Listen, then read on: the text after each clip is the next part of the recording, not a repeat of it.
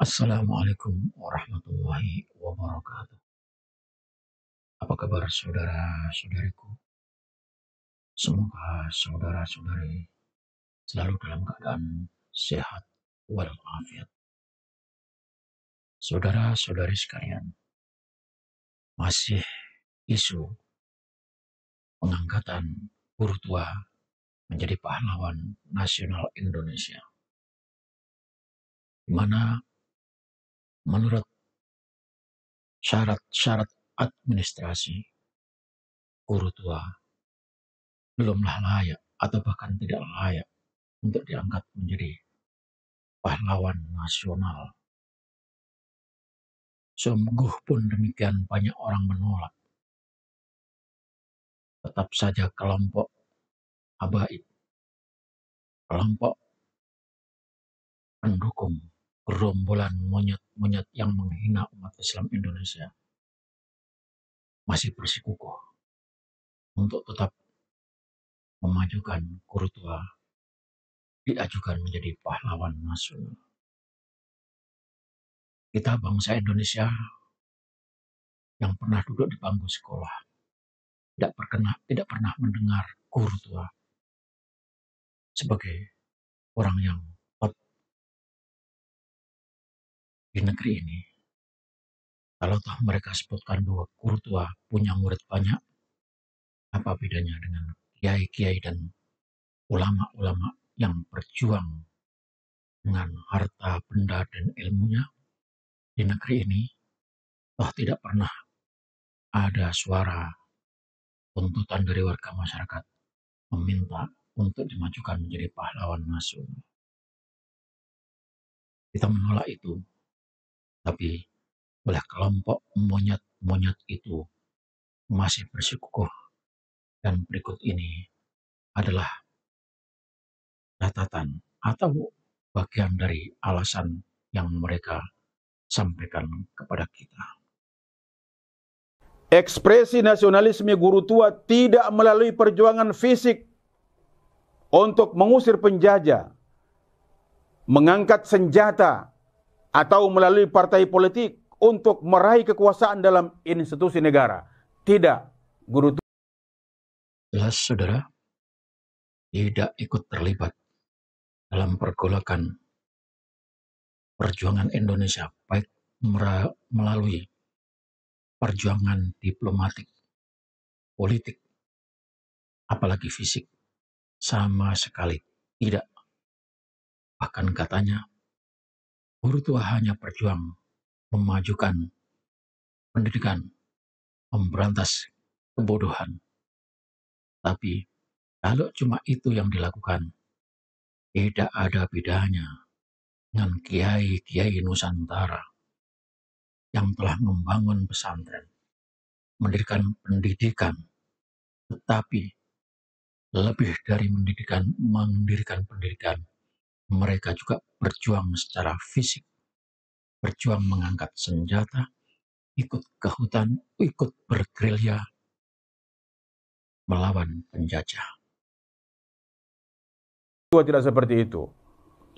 Melainkan guru tua memilih mendirikan madrasah atau pesantren Al-Khairat untuk memerangi kebodohan, kemiskinan, dan mengusir penjajah dari negeri Indonesia. Dan ini dilakukan oleh guru tua 15 tahun sebelum Indonesia memiliki negara sendiri yang kita kenal saat ini. Tidak pernah ada cerita guru tua mengusir penjajah dari negeri ini. Tidak juga pernah diajarkan kepada murid-muridnya untuk melawan penjajah. Tidak ada sampai sekarang. Kalau toh ada, itu dulu bahkan diasingkan ke Afrika. Kita kenal namanya Yusuf Al-Makassari, dan itu asli Indonesia. Tapi guru tua, no, bohong sama sekali. Bahkan prediksi saya, pendapat saya, dia memang disuruh oleh Belanda untuk mengajar ngaji, di samping itu juga mengajarkan kepada murid-murid agar tetap Belajar agama saja, tidak usah ikut-ikut perjuangan memerdekakan bangsa. Bisa jadi malah dilarang. Sudahlah, tidak usah ikut-ikut untuk berjuang melawan Belanda. Karena ini terjadi pada tahun 11 Juni, pada tanggal 11 Juni 1930. Dari 11 Juni 1930 ke 17 Agustus 1945, kurang lebih 15 tahun kita belum memiliki negara.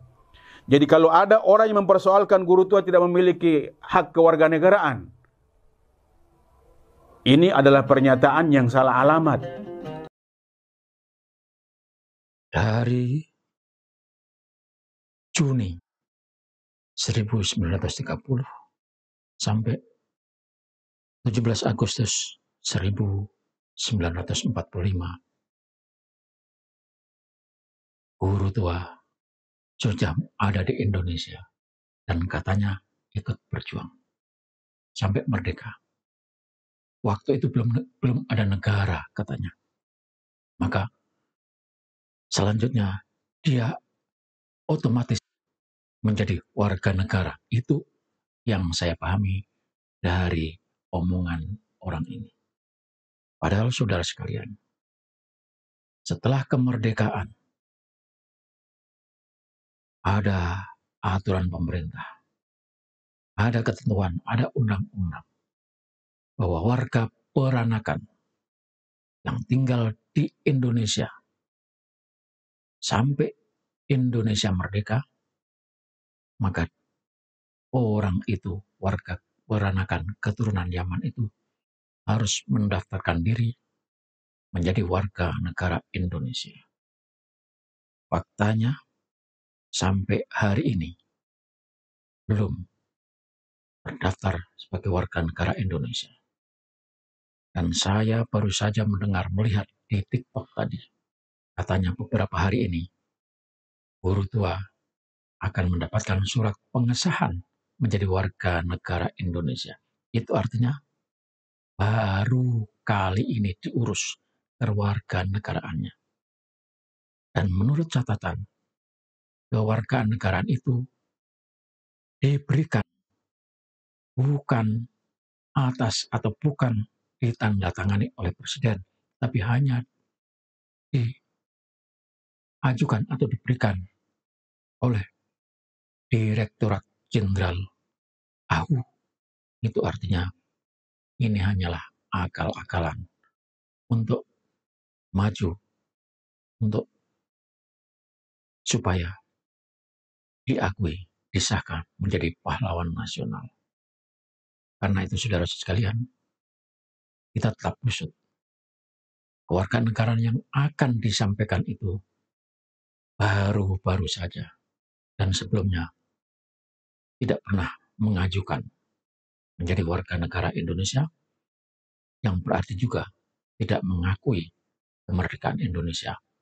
Lebih dari itu, selama ini dia masih memakai identitas warga negara Yaman. Padahal syaratnya untuk menjadi warga negara Indonesia, dia harus melepaskan warga negaraan Yaman. Dan itu baru diurus hari ini.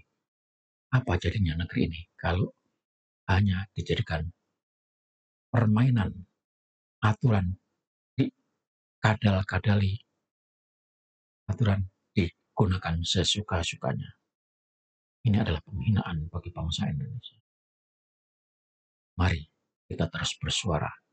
Semoga kita bangsa Indonesia menjadi bangsa yang punya karakter. Tidak usah takut-takut. Karena kita adalah bangsa yang hebat. Bangsa pejuang. Assalamualaikum warahmatullahi wabarakatuh.